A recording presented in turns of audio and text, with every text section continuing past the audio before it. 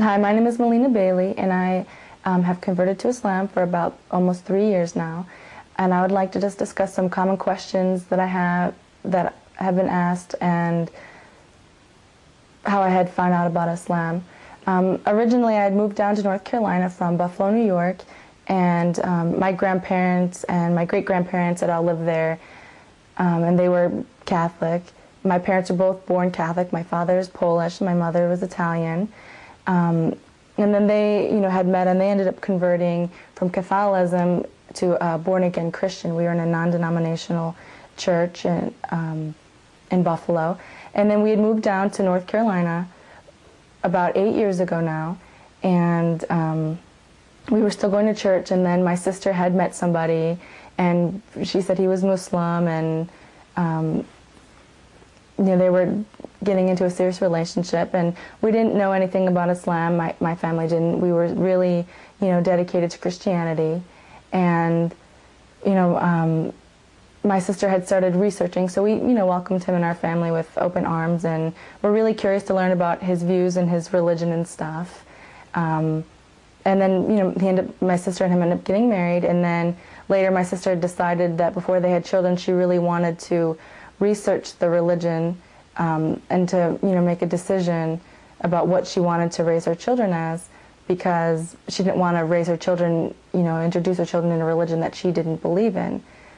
She wanted them to support something that she believed in.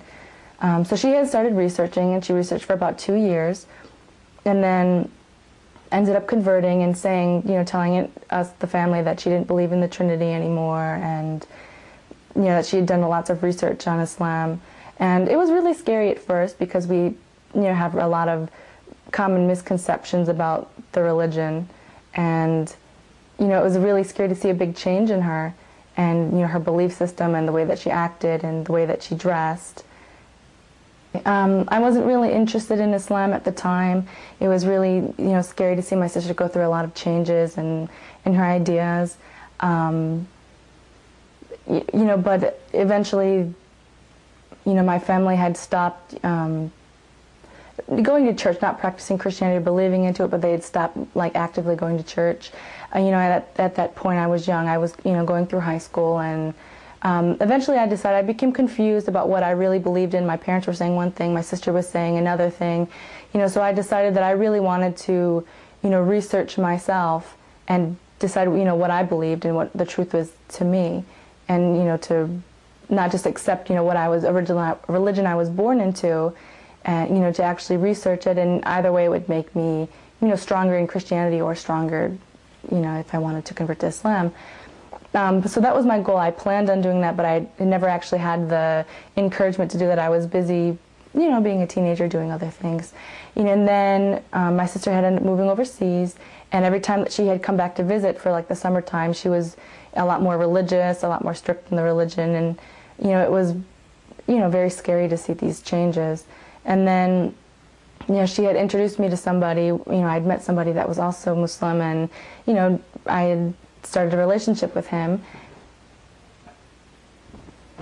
So then I had started a relationship with him, and before we got serious, we had decided that we were gonna separate and not see each other, and I was gonna really research the religion and really decide what I really wanted to believe before I started a serious relationship with this person. So then I had started researching the religion, and the first thing that I researched, that was my motivation, was am I going to continue a relationship with this person, have a serious relationship, because this is a big step of having somebody from a different religion and having an interracial, not interracial, but cross-cultural marriage is difficult enough, let alone having a marriage with two people practicing different religions. So I really wanted to research before I really made a decision. And when I researched, the first thing I researched was women's rights in Islam. To find out what the truth. I had heard a lot of rumors, and we see a lot of things in the media. I had a lot of misconceptions. I wanted to find out what the religion actually practices. Yeah, so I had a lot of misconceptions about what the rights of women were, in Islam. Some, common things that I had thought before. Women were forced to cover, and they had to maybe walk behind their husbands or something out of respect. They had to ride in the back seat of a car. just like, common misconceptions. When I actually started researching, I found a lot of things that I was really surprised that there was a lot of points that I agreed with in the religion, and a lot of rights that they had given women. For instance, a woman has the right to, hold her own property, have her own business, be in the charge of her own money, and make business deals and stuff without any, male influence. Her husband doesn't have any right to her money, any right to her inheritance. Her father doesn't, and she's able to hold property and make business and stuff on her own. And that was something I was really surprised to hear about because, of so many misconceptions that people commonly have. So I had agreed with a lot of points, and, then I continued researching what does the, religion actually say. And one of the big things was, the relationship. I didn't really know what it actually believed. I thought maybe they worshipped Muhammad. They didn't believe in Jesus and believe in God. And then when I actually researched, I found out that, they do believe in Jesus and they do believe in God, but they don't believe in the Trinity. So many stories were the same. It was very easy researching Islam because I was so used to so many of the ideas and so many of the stories because there's so many similarities between Christianity and Islam. Especially, when I was born again Christian, I was, raised and used to hearing these same stories, and they run along the same line. We have the same prophets, most of them, the same, stories of Abraham, Moses, Noah.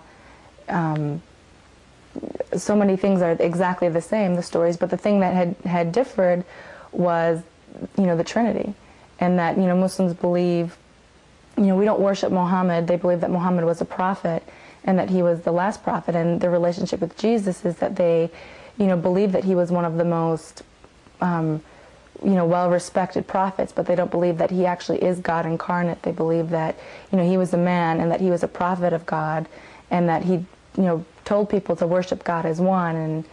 And a common thing, which is, a big debate among Muslims and Christians, is that the Muslim standpoint is that worshiping Jesus, as a God in place of, the Father, is associating partners with God.